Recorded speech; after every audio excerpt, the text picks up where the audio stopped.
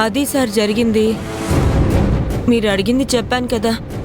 దయచేసి నా loan cancel చేయకండి సార్. అలాగే సరిపో.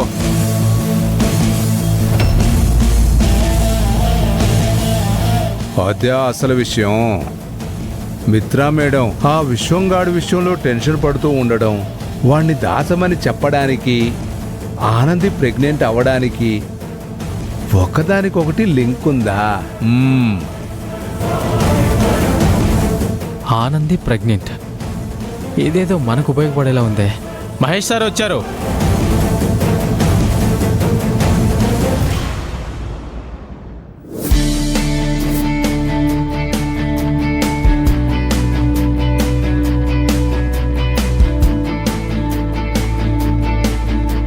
Welcome aunty uncle.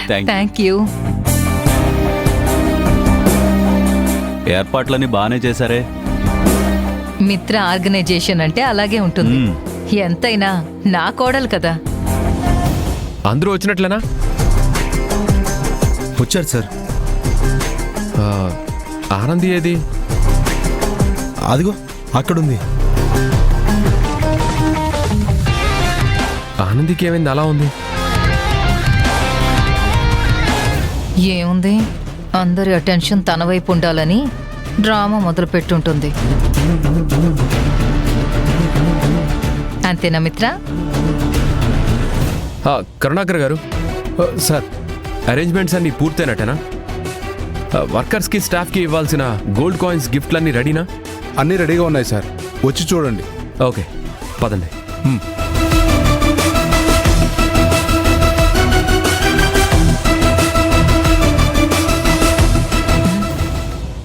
ఏంటండి? ఈ ఫంక్షన్తో పాటు నీకు మహేష్కి ఒక సర్ప్రైజ్ ఉంది. ఏంటది?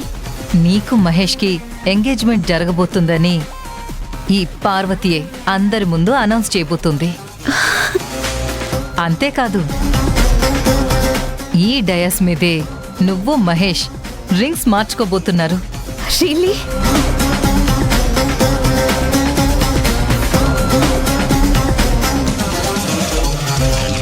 I love you aunty.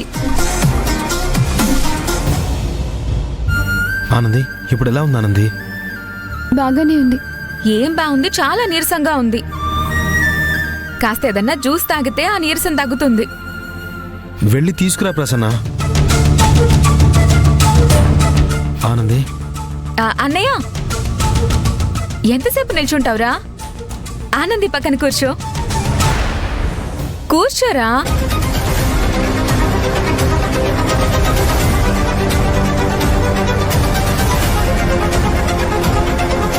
చూసావా, నువ్వు పక్కన కూర్చుంటే ఆనంది మొహంలో ఆకాశం అంత ఆనందం కనిపిస్తోంది.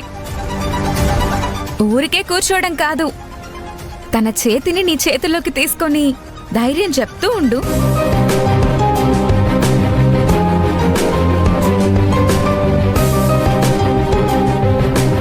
ఆనంది, నేను వెళ్ళి ఆనందికి ఏమన్నా తీసుకొస్తాను.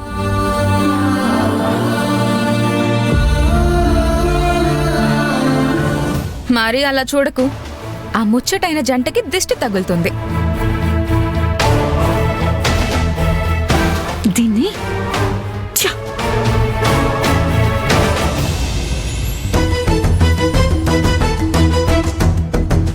వావ్, రాజశేఖర్ గారు, వర్కర్స్ కోసం ఇంత గ్రాండ్గా ఫంక్షన్ అరేంజ్ చేశారు. మీరు గ్రేట్ సార్. ఈ క్రెడిట్ నాది కాదు సార్, మా మహేష్ది. ఓ రియల్లీ? ఎస్. మా మహేష్కి స్టాఫ్ అన్నా వర్కర్స్ అన్నా చాలా అభిమానం. వాళ్ళ కోసం చాలా వెల్ఫేర్ ప్రోగ్రామ్స్ కూడా చేస్తున్నాడు. అందుకే మీ INT group of companies top గేర్లో దూసుకుపోతున్నాయి. You are great Mahesh. మన కంపెనీ మంచి పొజిషన్లోకి రావడానికి, ఇంతలా డెవలప్ అవ్వడానికి కారణం వర్కర్స్ అండ్ స్టాఫ్. అలాంటి వాళ్ళ కోసం ఏమైనా చేయాలి కదా. అఫ్ కోర్స్ మా డాడ్ లేనిదే కంపెనీయే లేదు. ఆయన వల్ల నేను ఇవాళ సక్సెస్ రూట్లో ఉన్నాను. మహేష్ లాంటి కొడుకు తోడుగా ఉండడం మీకు మీ కంపెనీకి పెద్ద అసెట్ రాజశేఖర్ గారు. Anyway, congratulations both of you. Thank you. Yeah sure, తప్పకుండా. తప్పకుండా మీ ఫంక్షన్కి వస్తాను. మేడం, సరే నేను మళ్ళీ చేస్తాను. చెప్పండి. మీతో కొంచెం పర్సనల్గా మాట్లాడాలి. అంత ఇంపార్టెంటా? Very important matter. సరే పదండి.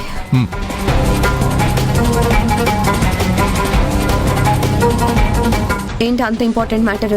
చెప్పండి. మిమ్మల్ని ఓ ప్రశ్న అడుగుతాను. సూటిగా సుత్తి లేకుండా సమాధానం చెప్పండి మేడం. ఏంటి సార్? అసలు ఆ విశ్వంగాడిని దాచాల్సిన అవసరం ఏంటి మేడం? చెప్పండి మేడం.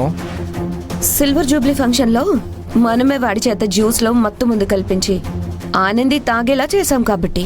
జ్యూస్ తాగించడం వల్ల ఆనందికి ఏమైంది మేడం? ఏమైంది? తన హెల్త్ పాడైంది. అదే ఏమైంది మేడం? పర్టికులర్గా ఓ రీజన్ చెప్పండి. క్యాన్సర్ వచ్చిందా, లేకపోతే గుండె జబ్బు ఏమైనా వచ్చిందా? ఏమో, అది నాకెలా తెలుస్తుంది? అబద్ధం చెప్పకండి మేడం, ఇంకా దాచకండి.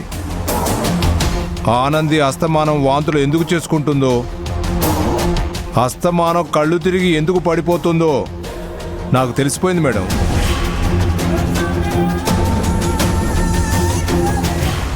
ఏం తెలిసింది? ఆనంది ప్రెగ్నెంట్ అని.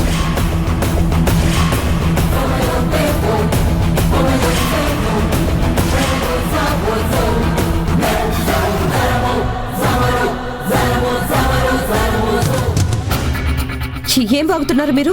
నాకు తెలిసాక కూడా ఇంకా దాపరికాలు ఎందుకు మేడం? మీకెలా తెలిసింది? సావిత్రి చెప్పింది. ఇక్కడ నాకు డౌట్ ఉంది మేడం. ఏంటది? ఆనందిని గర్భవతి చేసింది అశ్విని కాదు అని ఆ మాట ఆనంది గట్టిగా చెప్తుంది కదా. అలాంటప్పుడు అది ఎవరి పని?